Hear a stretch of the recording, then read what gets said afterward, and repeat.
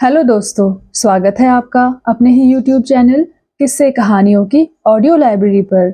अभी हम सुन रहे हैं मुंशी प्रेमचंद्र द्वारा रचित उपन्यास गोदान का भाग 11। तो चलिए सुनते हैं आज का भाग। हीरा का कहीं पता न चला और दिन गुजरते जाते थे। होरी से जहां तक दौड़ धूप हो सकी उसने की, फिर हार कर बैठ गया। खेती बाड़ी की भी फिक्र करनी थी। अकेला आदमी क्या क्या करता। और अब अपनी खेती से ज्यादा फिक्र थी पुनिया की खेती की। पुनिया अब अकेली होकर और भी प्रचंड हो गई थी। होरी को अब उसकी खुशामद करते बीतती थी। हीरा था तो वह पुनिया को दबाए रहता था। उसके चले जाने से अब पुनिया पर कोई अंकुश न रह गया था। होरी की पट्टीदारी हीरा से थी। पुनिया अबला थी, उससे वह क्या तनातनी करता। और पुनिया उसके स्वभाव से परिचित थी और उसकी सज्जनता का उसे खूब दंड देती थी। खैरियत यही हुई कि कारकुन साहब ने पुनिया से बकाया लगान वसूल करने की कोई सख्ती न की, केवल थोड़ी सी पूजा लेकर राजी हो गए। नहीं, होरी अपनी बकाया के साथ उसकी बकाया चुकाने के लिए भी कर्ज लेने को तैयार था। सावन में धान की रोपाई की ऐसी धूम रही कि मजदूर ना मिले और होरी अपने खेतों में धान न रोप सका। लेकिन पुनिया के खेतों में कैसे न रोपाई होती। होरी ने पहर रात रात तक काम करके उसके धान रोपे। अब होरी ही तो उसका रक्षक है। अगर पुनिया को कोई कष्ट हुआ तो दुनिया उसी पर तो हंसेगी। नतीजा यह हुआ कि होरी की खरीफ की फसल में बहुत थोड़ा अनाज मिला और पुनिया के बखार में धान रखने की जगह ना रही। होरी और धनिया में उस दिन से बराबर मनमुटाव चला आ रहा था। गोबर से भी होरी की बोलचाल बंद थी। माँ बेटे ने मिलकर उसका बहिष्कार कर दिया था। अपने घर में परदेशी बना हुआ था। दो नावों पर सवार होने वालों की जो दुर्गति होती है वही उसकी हो रही थी। गांव में भी अब उसका उतना आदर न था। धनिया ने अपने साहस से स्त्रियों का ही नहीं पुरुषों का नेतृत्व भी प्राप्त कर लिया था। महीनों तक आसपास के इलाकों में इस कांड की खूब चर्चा रही, यहाँ तक कि वह अलौकिक रूप तक धारण करता जाता था।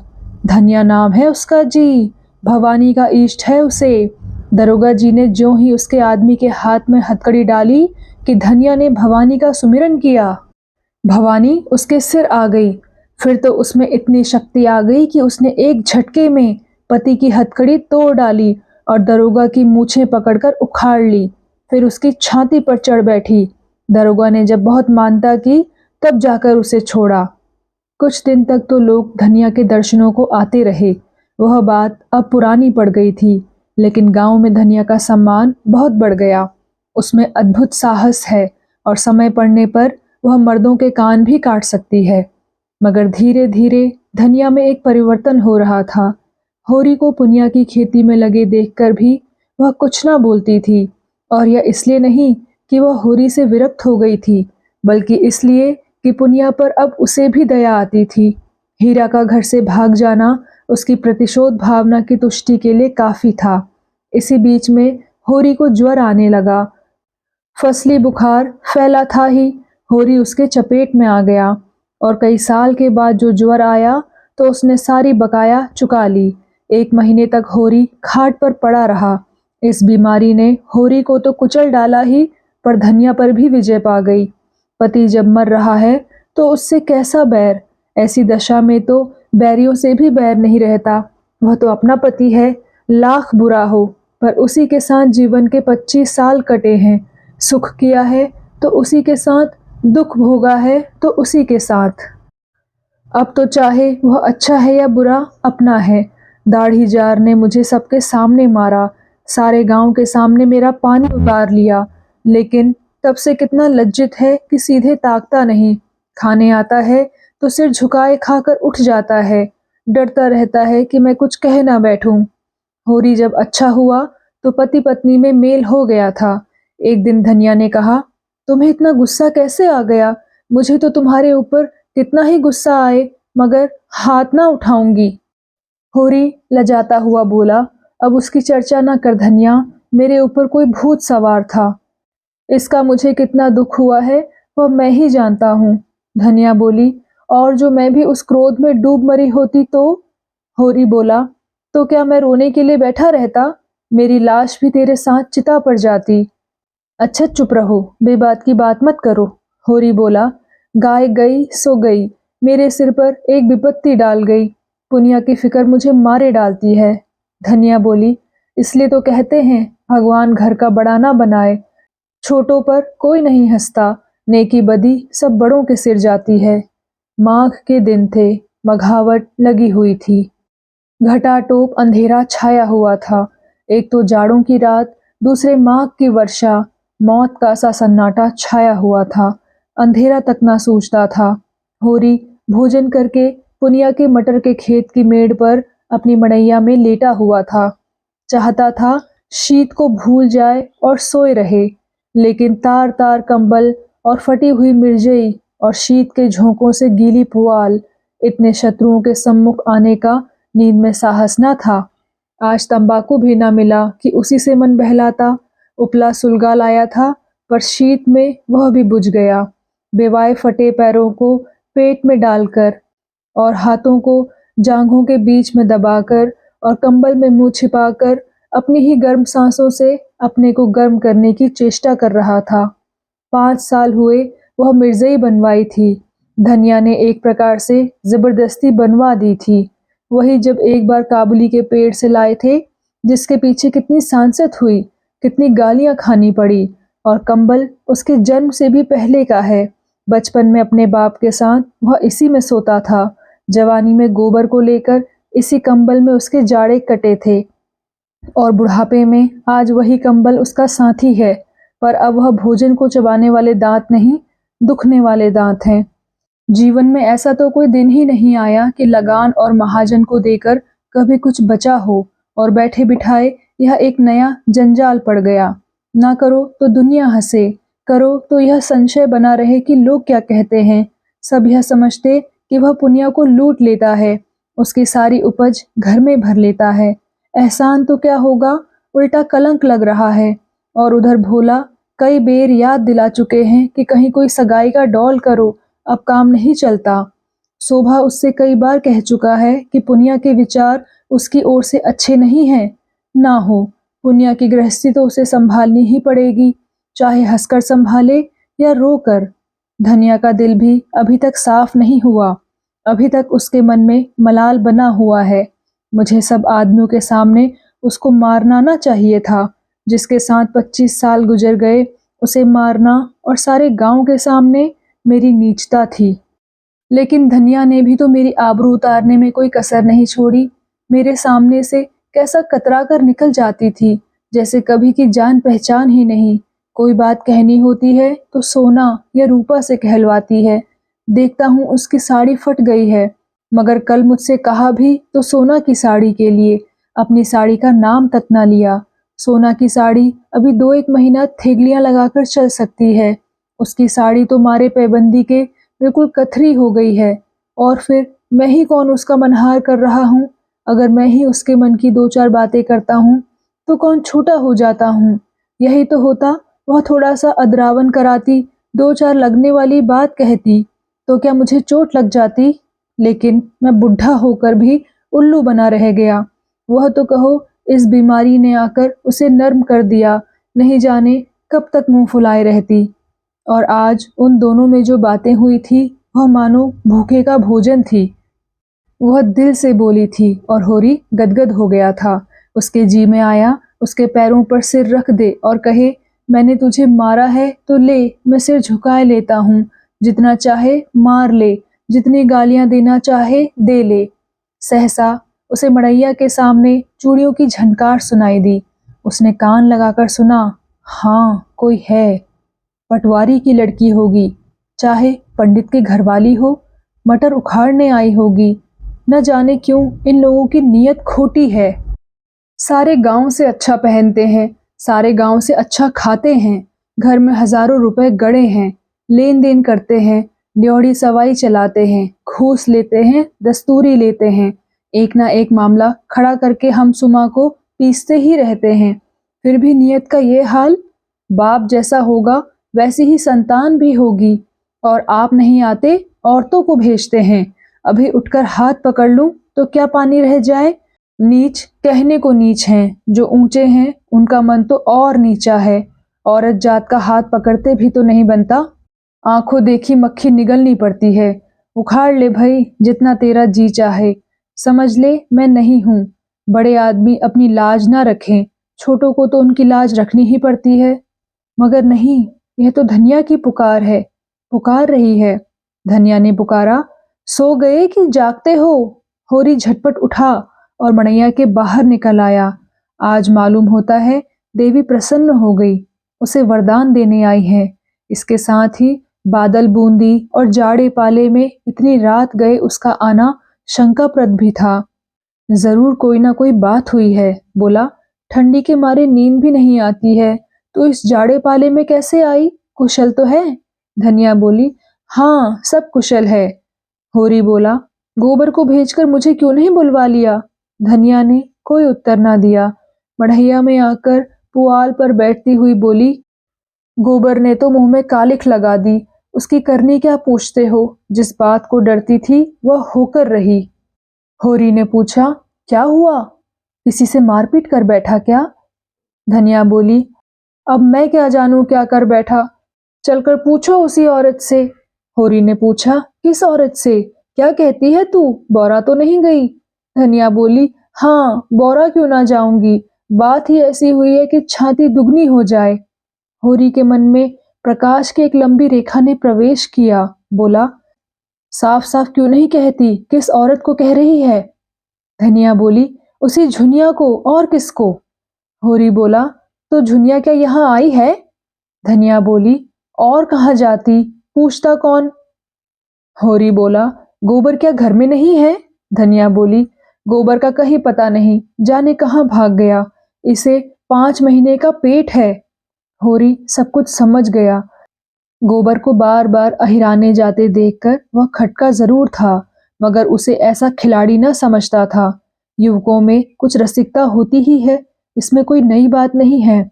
मगर जिस रुई के गाले को उसने नीले आकाश में हवा के झोंके से उड़ते देखकर केवल मुस्कुरा दिया था, यह वह सारे आकाश में छाकर उसके मार्ग को इतना अंधकारमय बना देगा, यह तो कोई देवता भी ना जान सकता था। गोबर ऐसा लंपट, वह सरल गंवार जिसे वह अभी बच्चा समझता था, लेकिन उसे भोज की चिंता न थी, पंचायत का भय न था। झुनिया घर में कैसे रहेगी, इसकी चिंता भी उसे न थी। उसे चिंता थी गोबर की। लड़का लज्जाशील है, अनाड़ी है, आत्माभिमानी है, कहीं कोई नादानी ना कर बैठे। घबरा कर बोला, झुनिया ने कुछ कहा नहीं, गोबर कहाँ गया? उससे कहकर तो गया होगा। धनिया झुंझलाकर बोली, तुम्हारी अक्ल तो घास खा गई है, उसकी चहेती तो यहाँ बैठी है, भागकर जाएगा कहाँ? यहीं कहीं छिपा बैठा होगा, दूध थोड़े ही पीता है कि खो जाएगा। मुझे तो इस कलमुही झुनिया की चिंता है कि इसका क्या करूं। अपने घर में मैं क्षण भर भी न रहने दूंगी। जिस दिन गाय लाने गया है, उसी दिन से दोनों की ताक झांक होने लगी। पेट न रहता तो अभी बात ना खुलती, मगर जब पेट रह गया तो झुनिया लगी घबराने, कहने लगी, कहीं भाग चलो। गोबर टालता रहा, एक औरत को साथ लेके कहाँ जाए, कुछ न सूझा। आखिर जब आज वह सिर हो गई कि मुझे यहाँ से ले चलो, नहीं मैं प्राण दे दूंगी, तो बोला, तू चलकर मेरे घर में रह, कोई कुछ ना बोलेगा, अम्मा को मना लूंगा। और यह गधी उसके साथ चल पड़ी। कुछ दूर तो आगे आगे आता रहा, फिर न जाने किधर सरक गया। ये खड़ी खड़ी उसे पुकारती रही। जब रात बीत गई और वह ना लौटा, भागी यहाँ चली आई। मैंने तो कह दिया, जैसा किया है वैसा फल भोग। चुड़ैल ने मेरे लड़के को चौपट कर दिया, तब से बैठी रो रही है, उठती ही नहीं। कहती है अपने घर कौन मुंह लेकर जाऊं। भगवान ऐसी संतान से तो बांझ ही रखे तो अच्छा। सवेरा होते होते सारे गांव में कांव कांव मच जाएगी। ऐसा जी होता है माहुर खा लूं। मैं तुमसे कह ही देती हूँ, मैं अपने घर में ना रखूंगी। गोबर को रखना हो अपने सिर पर रखे, घर में ऐसी छत्तीसियों के लिए जगह नहीं है। और अगर तुम बीच में बोले तो फिर या तो तुम ही रहोगे या मैं ही रहूंगी। होरी बोला, तुझसे बना नहीं, उसे घर में आने ही ना देना चाहिए था। धनिया बोली, सब कुछ कह के हार गई, टलती ही नहीं, धरना दिए बैठी है। होरी बोला, अच्छा चल देखूं कैसे नहीं उठती, घसीट कर बाहर निकाल दूंगा। धनिया बोली, दाढ़ी जार भोला सब कुछ देख रहा था पर चुप्पी साधे बैठा रहा। बाप भी ऐसे बेहया होते हैं। होरी बोला, वह क्या जानता था इनके बीच में क्या खिचड़ी पक रही है। धनिया बोली, जानता क्यों नहीं था? गोबर रात दिन घेरे रहता था तो क्या उसकी आंखें फूट गई थी? सोचना चाहिए था ना कि यहाँ क्यों दौड़े दौड़े आता है। होरी बोला, चल मैं गोबर से पूछता हूँ ना। दोनों मड़ैया से निकलकर गांव की ओर चले। होरी ने कहा, 5 घड़ी रात के ऊपर हो गई। धनिया बोली, हाँ और क्या, मगर कैसा सोता पड़ गया है, कोई चोर आए तो सारे गांव को मूस ले जाए। होरी बोला, चोर ऐसे गांव में नहीं आते, धनियों के घर जाते हैं। धनिया ने ठिठक कर होरी का हाथ पकड़ लिया और बोली, देखो हल्ला ना मचाना, नहीं सारा गांव जाग उठेगा और बात फैल जाएगी। होरी ने कठोर स्वर में कहा, मैं यह कुछ नहीं जानता, हाथ पकड़कर घसीट लाऊंगा और गांव के बाहर कर दूंगा। बात तो एक दिन खुलनी ही है, फिर आज ही क्यों ना खुल जाए। वह मेरे घर आई क्यों? जाए जहां गोबर है। उसके साथ कुकर्म किया तो क्या हमसे पूछकर किया था? धनिया ने फिर उसका हाथ पकड़ा और धीरे से बोली, तुम उसका हाथ पकड़ोगे तो वह चिल्लाएगी। होरी बोला, तो चिल्लाया करे। धनिया बोली, मुदा इतनी रात गए, अंधेरे सन्नाटे रात में जाएगी कहाँ यह तो सोचो। होरी बोला, जाए जहां उसके सगे हों, हमारे घर में उसका क्या रखा है। धनिया बोली, हाँ लेकिन इतनी रात गए, घर से निकालना उचित नहीं, पाँव भारी है, कहीं डर डरा जाए तो और आफत हो, ऐसी दशा में कुछ करते धरते भी तो नहीं बनता। होरी बोला, हमें क्या करना है, मरे या जिए, जहां चाहे जाए, क्यों अपने मुंह में कालिख लगाऊं, मैं तो गोबर को भी निकाल बाहर करूंगा। धनिया ने गंभीर चिंता से कहा, कालिख जो लगनी थी वह तो अब लग चुकी, वह अब जीते जी नहीं छूट सकती, गोबर ने नौका डुबा दी। होरी बोला, गोबर ने नहीं डुबाई इसी ने, वह तो बच्चा था, इसके पंजे में आ गया। धनिया बोली, किसी ने डुबाई, अब तो डूब गई। दोनों द्वार के सामने पहुंच गए। सहसा धनिया ने होरी के गले में हाथ डालकर कहा, देखो तुम्हें मेरी सौ, उस पर हाथ ना उठाना, वह तो आप ही रो रही है, भाग की खोटी ना होती तो यह दिन ही क्यों आता। होरी की आंखें आर्द्र हो गई। धनिया का यह मात्र स्नेह उस अंधेरे में भी जैसे दीपक के समान उसकी चिंता जर्जर आकृति को शोभा प्रदान करने लगा। दोनों के ही हृदय में जैसे अतीत यौवन सचेत हो उठा। होरी को इस बीत यौवना में भी वह कोमल हृदय बालिका नजर आई जिसने 25 साल पहले उसके जीवन में प्रवेश किया था। उस आलिंगन में कितना अथाह वात्सल्य था जो सारे कलंक, सारी बाधाओं और सारी मूलबद्ध परंपराओं को अपने अंदर समेट लेता था। दोनों ने द्वार पर आकर किवाड़ों के दराज से अंदर झांका। दीवट पर तेल की कुप्पी जल रही थी और उसके मध्यम प्रकाश में झुनिया घुटने पर सिर रखे द्वार की ओर मुंह किए अंधकार में उस आनंद को खोज रही थी जो एक क्षण पहले अपनी मोहिनी छवि दिखाकर विलीन हो गया था। वह आफत की मारी, व्यंग बाणों से आहत और जीवन के आघातों से व्यथित किसी वृक्ष की छां खोजती फिरती थी और उसे भवन मिल गया था जिसके आश्रय में वह अपने को सुरक्षित और सुखी समझ रही थी। पर आज वह भवन अपना सारा सुख विलास लिए अलादीन के राजमहल की भांति गायब हो गया था और भविष्य एक विकराल दानव के समान उसे निगल जाने को खड़ा था। एकाएक द्वार खुलते और होरी को आते देखकर वह भय से कांपती हुई उठी और होरी के पैरों पर गिरकर रोती हुई बोली, दादा, अब तुम्हारे सिवा मुझे दूसरा ठौर नहीं है, चाहे मारो चाहे काटो, लेकिन अपने द्वार से दूर दुराओ मत। होरी ने झुककर उसकी पीठ पर हाथ फेरते हुए प्यार भरे स्वर में कहा, डर मत बेटी, डर मत, तेरा घर है, तेरा द्वार है, तेरे हम हैं, आराम से रह। जैसी तू भोला की बेटी है वैसी ही मेरी बेटी है। जब तक हम जीते हैं किसी बात की चिंता मत कर, हमारे रहते कोई तुझे तिरछी आंखों से ना देख सकेगा। भोज भात जो लगेगा वह हम सब दे लेंगे, तू खातिर जमा रख। झुनिया सांत्वना पाकर और भी होरी के पैरों से चिमट गई और बोली, दादा, अब तुम ही मेरे बाप हो और अम्मा तुम ही मेरी माँ हो, मैं अनाथ हूँ, मुझे शरण दो, नहीं मेरे काका और भाई मुझे कच्चा ही खा जाएंगे। धनिया अपनी करुणा के आवेश को अब ना रोक सकी। बोली, तू चल घर में बैठ, मैं देख लूंगी काका और भैया को। संसार में उन्हीं का राज नहीं है। बहुत करेंगे, अपने गहने ले लेंगे, फेंक देना उतार कर। अभी जरा देर पहले धनिया ने क्रोध के आवेश में झुनिया को कुलटा, कलंकिनी, कलमुही और न जाने क्या क्या कह डाला था। झाड़ू मारकर घर से निकालने जा रही थी। अब जो झुनिया ने स्नेह, क्षमा और आश्वासन से भरे यह वाक्य सुने तो होरी के पांव छोड़कर धनिया के पांव से लिपट गई। और वही साध्वी जिसने होरी के सिवा किसी पुरुष को आंख भरकर देखा भी न था, इस पापिष्ठा को गले लगाए उसके आंसू पोंछ रही थी और उसके त्रस्त हृदय को कोमल शब्दों से शांत कर रही थी, जैसे कोई चिड़िया अपने बच्चों को परों में छिपाए बैठी हो। होरी ने धनिया को संकेत किया कि इसे कुछ खिला पिला दे और झुनिया से पूछा, क्यों बेटी, तुझे कुछ मालूम है कि गोबर किधर गया? होरी अपनी व्याकुलता ना छिपा सका। पूछ बैठे, जब तूने आज उसे देखा तो कुछ दुखी था क्या?